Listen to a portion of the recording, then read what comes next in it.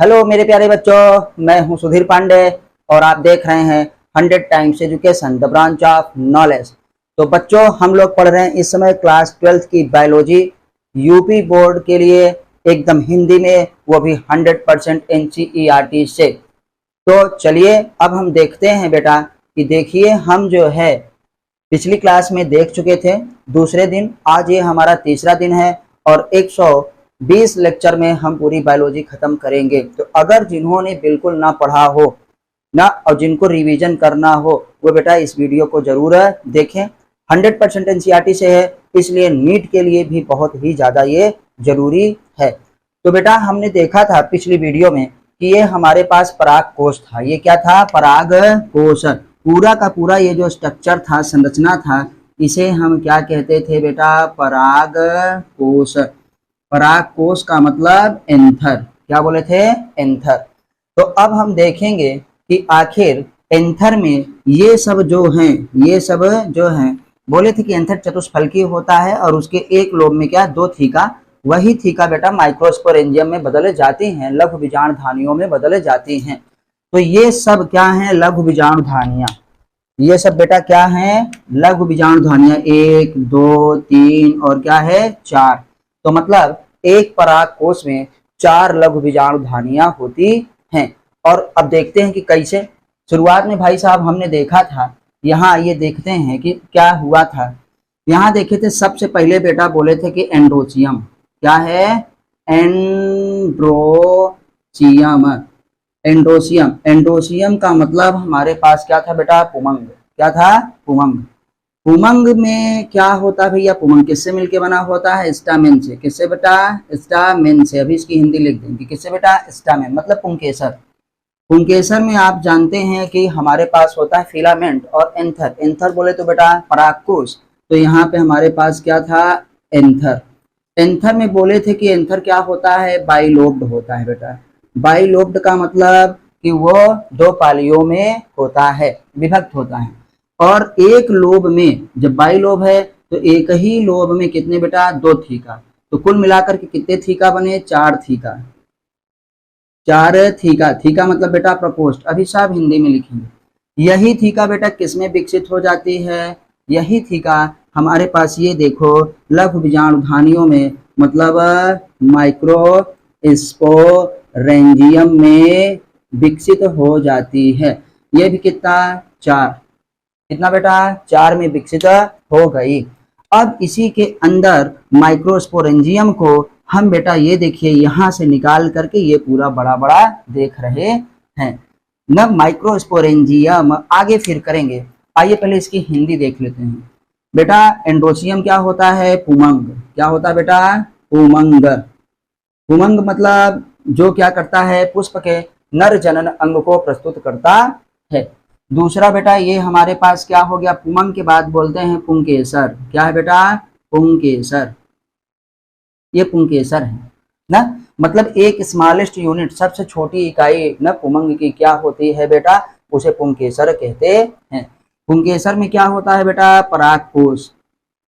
Main चीज क्या है? परागकोश। तंत्र की कोई बात नहीं न। परागकोश हमारे पास क्या होता है? द्विपालित होता है, बाइलोब्ड। बाइलोब्ड का मतलब द्विपालित। द्विपालित मतलब द्विपालियों में विभक्त होता है। उसमें 4 थीका। थीका मतलब हमारे पास प्रकोष्ठ। क्या बेटा? प्रकोष्ठ बनते हैं। और यही चारों प्रकोष्ठ देखो 1 2 3 4 महाराज किसमें बदल जाता है? यही लघु बीजाणुधानी। क्या है? लघु बीजाणु ये बेटा धानी। तो ये सीरियल ऐसे आप याद रखिएगा। और अब हम इन्हीं चारों में से एक लघु बीजाणुधानी को देखो यहाँ पे उठा लिए हैं। ये क्या है? Structure of microsporangium. ये था स्ट्रक्चर ऑफ एंथर पराग कोश। तो बेटा चलिए अब हम भली भांति इसी को पढ़ लेते हैं। ये क्या है बेटा? ये है स्ट्रक्चर ऑफ माइक्रोस्पोरेंजियम। तो देखिए लिखते हैं स्ट्रक्चर ऑफ माइक्रोस्पोरेंजियम। हिंदी में क्या कहेंगे? लघु बीजाणुधानी मतलब जिसमें लघु बीजाणु रखे हुए हैं। धानी मतलब धारण करने वाली। लघु बीजाणु धानी नपुटकी, इसी में बेटा हमारे लघु बीजाणु मतलब पॉलन ग्रेन भरे हुए हैं। कहाँ पे भरे हुए हैं ये आइए आपको हम दिखाते हैं। तो बेटा आपसे पूछा जाता है कि एक परिपक्व लघु बीजाणुधानियों में कितनी जो है लेयर होती हैं। लघु बीजाणुधानी क्या है? लघु बीजाणुधानी परागकोश में पाई जाने वाली क्या होती है? एक सूक्ष्म संरचना होती है। एक परागकोश में 4 लघु बीजाणुधानियां पाई जाती हैं। जो लघु बीजाणुधानी पाई जाती है परिपक्व हो जाती है बेटा ना, उसमें 4 परतें होती हैं। कितनी परत होती हैं? 4 लेयर होती हैं। ध्यान से सुनिए, यही सब आएगा बेटा। पहला सबसे बाहर वाली, यहां से यहां तक, ये जो मोटी वाली है, ये जो मोटी वाली है ये, अब हम पहले इसको मिटा देते हैं। आप जान गए कि यही एक को उठा के हमने यहाँ पे रखा है, तो हम इसको अब हटा देते हैं ताकि थोड़ा सा लिखने को और अच्छे से बेटा जगह मिल जाए। ये सूख गया है ज्यादा, फिर भी हमारा काम क्या है हो जाएगा।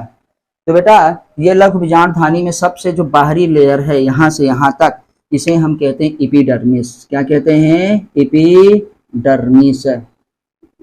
और एपिडर्मिस को हिंदी में अभी बताए थे बाह्य त्वचा या अंतस्थ त्वचा, अंत वाली। तो बेटा क्या लिखे हैं? बाह्य त्वचा। हिंदी इंग्लिश दोनों रहेगा महाराज, अच्छे से समझिए, इसीलिए पूरा हिंदी आपको लिख रहे हैं। बाह्य त्वचा के बाद बेटा ये जो लेयर है, ये देखो जो नीली नीली वाली है, ये वाली ना, अब इसको भी मिटा देते हैं। ये वाली हमारे पास क्या है बेटा? एंडोथीसियम। क्या है? एंडोथीसियम। एंडोथीसियम को भी कहते हैं ना अंतस्थ त्वचा। क्या कहते हैं बेटा? अंतस्थ त्वचा कहते हैं। मतलब एंडोथीसियम को हिंदी में भी बेटा वही कहा जाता है जो अंग्रेजी में कहा जाता है। तो अंतस्थीसियम, थीसियम वही चीज है, बस वो एंडोथीसियम, इसको क्या हिंदी में अंतस्थीसियम कहा जाता है।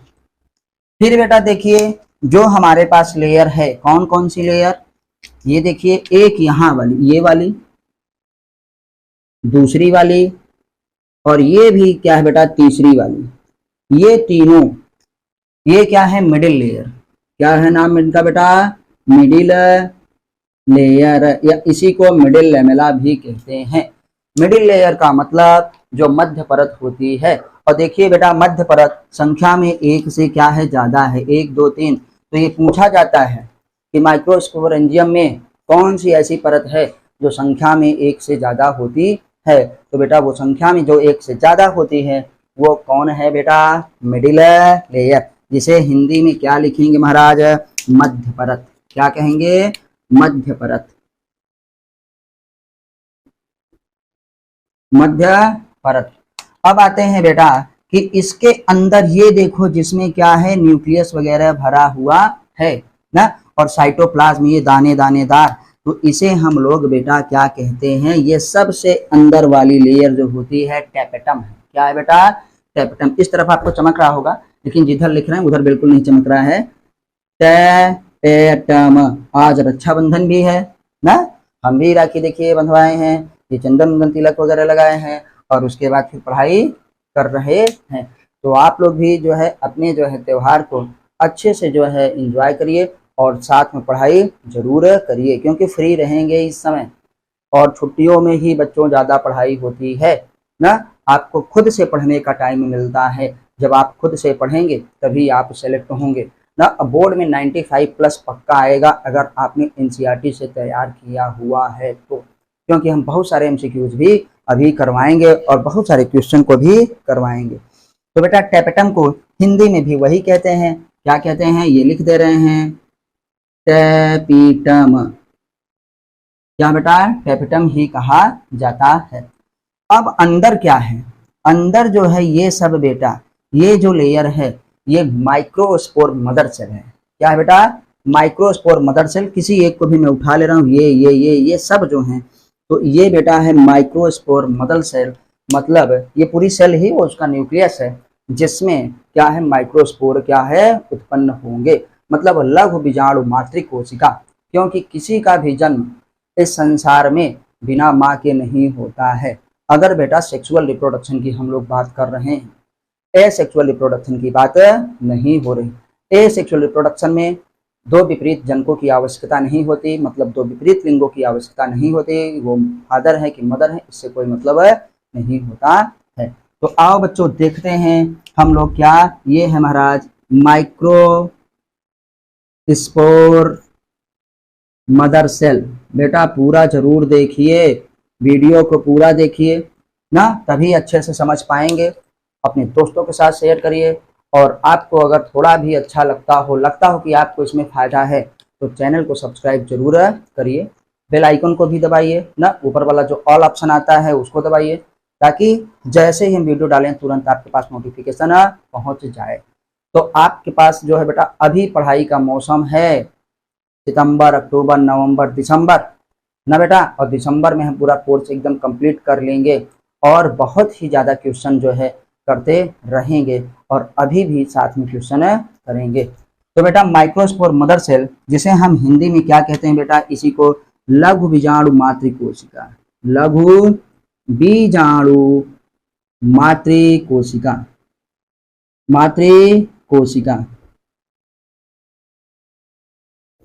लघु बीजाणु मातृकोशिका बेटा किसे कहते हैं, माइक्रोस्पोर मदर सेल को। इन्हीं में बेटा हमारे पास क्या होंगे, लघु बीजाणु महाराज उत्पन्न होंगे। तो ये हम लोगों ने देख चुका। अच्छा सर जी ये लघु बीजाणु मातृकोशिका है, तो ये क्या है, ये भी लघु बीजाणु मातृकोशिका है, भले बीच में केवल लिखा है, कैपिटम केवल एक होती है, उसके बाद ये सब जो हैं ये लघु बीजाणु मातृकोशिकाएं हैं। तो मैं यहाँ पे भी ऐसे बना दे रहा हूँ कि भैया ये सब हमारे पास क्या है, लघु बीजाणु मातृकोशिका हैं, जो लघु बीजाणुओं का क्या है निर्माण करेंगे। तो देखिए माइक्रोस्पोरेंजियम से हमारे पास फिर क्या आएगा बेटा, यहाँ पे सीरियल फिर आप बना लीजिए, माइक्रोस्पोरेंजियम लघु बीजाणु धानी के नीचे क्या आता है, उसके बाद लघु बीजाणु मातृकोशिका, तो इसे क्या कहेंगे, एमएमसी। एमएमसी का मतलब माइक्रोस्पोर मदर सेल, यही मेगास्पोर मदर सेल का भी होगा, लेकिन जब हम लोग बेटा पढ़ेंगे गुरु बीजाणु धानी तब, अभी हम पढ़ रहे हैं लघु बीजाणु धानी। तो एमएमसी, एमएमसी में हमारे पास क्या होगा बेटा, एमएमसी में हमारे पास अर्धसूत्री विभाजन होगा, मियोसिस होगा, और 4 माइक्रोस्पोर बनेंगे। क्या बनेंगे, माइक्रोस्पोर। और यही माइक्रोस्पोर, माइक्रोस्पोर मतलब लघु बीजाणु, और यही लघु बीजाणु आगे चल करके किसमें बदल जाते हैं, पोलन ग्रेन। किसमें बदल जाते हैं बेटा, पोलन ग्रेन। पोलन ग्रेन का मतलब परागकण ना, और परागकण ही क्या करता है, कहां से बेटा, एंथर से निकल करके, ये देखो यहां से परागकोश से निकल करके स्त्री के वर्तिकाग्र तक पहुंचता है, और इसी को पॉलिनेशन कहते हैं, परागण कहते हैं। तो ये हम लोगों ने बेटा देखा, और यही 2 मेल गैमेट निकालेगा। और भी जान लो, क्योंकि आपको नीट का एग्जाम भी देना है। अब पोलन ग्रेन के अंदर बेटा 2 मेल गैमेट निकलेंगे। क्या निकलेंगे, 2 मेल गैमेट। 2 मेल गैमेट का मतलब 2 हमारे पास क्या है बेटा, नर युग्मक। क्या निकलेंगे, 2 नर युग्मक निकलेंगे, याद रखिएगा। और यही नर युग्मक आगे जाकर के निषेचन में भाग लेंगे। तो बउआ इसको तो आप जरूर से जरूर याद रखिए। अब आइए बेटा देखते हैं कि आखिर सर जी ये जो परत है ये काम किसका करती हैं, ये काम किसका करती हैं। लघु बीजाणु धानियों में लघु बीजाणु भी उत्पन्न होते हैं। तो ये 1 2 3 बाहरी जो 3 परत है, कौन सी बेटा, बाहरी जो 3 परत है, नंबर 1 एपिडर्मिस मतलब बाह्य त्वचा, नंबर 2 बेटा अंतस्थीसियम जिसे हम इंग्लिश में एंडोथीसियम कहते हैं, तीसरी बेटा क्या है, मिडिल लेयर। ये तीनों प्रोटेक्शन का काम करते हैं। किसका काम करते हैं, सुरक्षा का काम करते हैं। और किसका काम करते हैं, और ये बेटा स्फुटन के समय जब परागकोश परिपक्व हो जाता है तो उसके स्फुटन में फूटने में मदद करते हैं, ताकि वहां से माइक्रोस्पोर पोलन ग्रेन बेटा निकल सकें और उनका परागण हुआ हो सके। तो ये हमारे पास काम हुआ।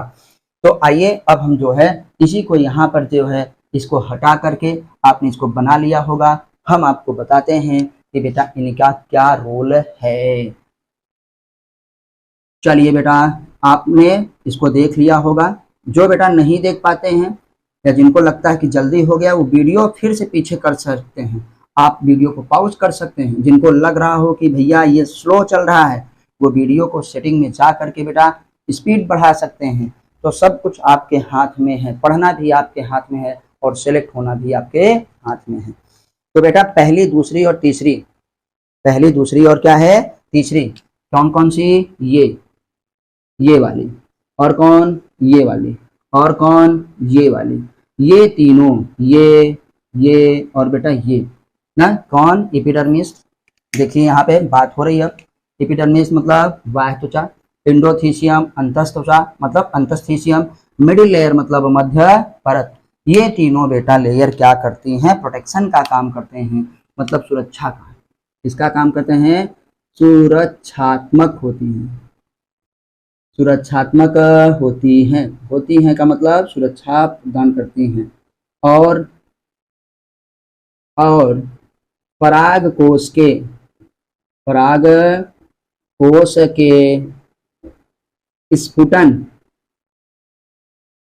स्फुटन में मदद करती हैं। अब स्फुटन होगा, डेहिसेंस जिसे हम कहते हैं, तो बेटा पराग कण जो है, पॉलन ग्रेन, वो बाहर निकलेगा जल के द्वारा, हवा के द्वारा या जीवों के द्वारा। जो सबसे ज्यादा पॉलिनेशन किसके द्वारा होता है, एनिमल्स के द्वारा, और एनिमल्स में किसके बेटा, हनी बी के द्वारा। तो याद करते रहिए, बार बार रिवाइज करते रहिए, टंग पे होना चाहिए। तो बेटा सुरक्षात्मक क्या होती हैं, सुरक्षात्मक हैं तीनों लेयर, और किसमें बेटा, स्फुटन में मदद करती हैं, ये याद रखिए। जो बेटा हमारे पास टेपेटम है, क्या है, टेपेटम, ये देखिए ये वाली टेपेटम, ये, तो इसको लिख भी दूंगा कि टेपेटम जो है, क्योंकि काफी दूर हो जा रहा है, यहाँ पे लिख दे रहा हूं, न्यूट्रिशन पोषण का काम करता है बेटा टेपेटम, सबसे अंदर वाली ना, इसका पोषण का काम करती है। किसके पोषण का काम करती है, विकासशील क्या है, लघु बीजाणुओं के पोषण का काम करती है। तो टेपेटम क्या है, पोषण प्रोवाइड करती है, न्यूट्रिशन प्रोवाइड करती है। क्यों, क्योंकि इसमें क्या होता है, बहुत ही ज्यादा साइटोप्लाज्म जीव द्रव्य क्या होता है, भरा हुआ होता है। क्योंकि इसमें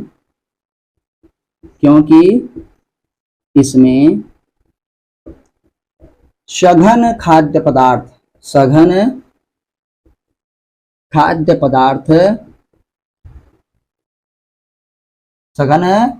पदार्थ, क्योंकि इसके जीव द्रव्य में, बेटा ऐसे लिखना है, क्योंकि इसके जीव द्रव्य में, क्योंकि इसके जीव द्रव्य में डेंस साइटोप्लाज्म बताए ना, फूड मटेरियल, सघन खाद्य पदार्थ संचित होता है। तो बेटा ऐसे ही आपको याद रहना चाहिए कि आप देखिए डायग्राम पहले से बनाए थे ताकि समय कम लगे, बाकी चीजें आपको मेरे साथ साथ पढ़नी है और साथ साथ बेटा क्या है, रिवाइज करनी है। अगर आप चाहते हैं कि हमको 100% एनसीईआरटी तैयार रहे, क्योंकि आपको मई में नीट का एग्जाम भी देना है, फरवरी में आपको बोर्ड का एग्जाम देना है, तो बेटा अभी से अच्छे से जो है पढ़िए एनसीईआरटी लाइन टू लाइन, और फिर सेल्फ स्टडी करिए, ज्यादा से ज्यादा क्वेश्चन करिए, आपका सिलेक्शन है पक्का है, बोर्ड में 95 तो आएगा ही आएगा। तो बच्चों हमने जो है इसको पूरा देख लिया। अब आगे जब हम पढ़ेंगे तो पराग कणों के स्फुटन की बात करेंगे, सीधे पॉलन के बारे में पढ़ाई करेंगे। आपको ये वीडियो कैसी लगी आप हमको कमेंट के माध्यम से जरूर बताइए। चैनल को सब्सक्राइब करिए जिन्होंने न किया हो, अपने दोस्तों से भी सब्सक्राइब करवाएं। बेटा अभी यही पढ़ने का मौसम है, अच्छे से पढ़ लीजिए। आज ये तीसरा दिन है, 120 दिन में पूरी बायोलॉजी हम लोग पढ़ लेंगे। अभी स्लो चल रहे हैं, अभी स्टार्टिंग है, थोड़ा सा आपका बेस बन जाए ना तो और भी स्पीड बढ़ जाएगी। फिर मिलते हैं अगली वीडियो पे, तब तक नमस्ते, जय हिंद, जय भारत, वंदे मातरम।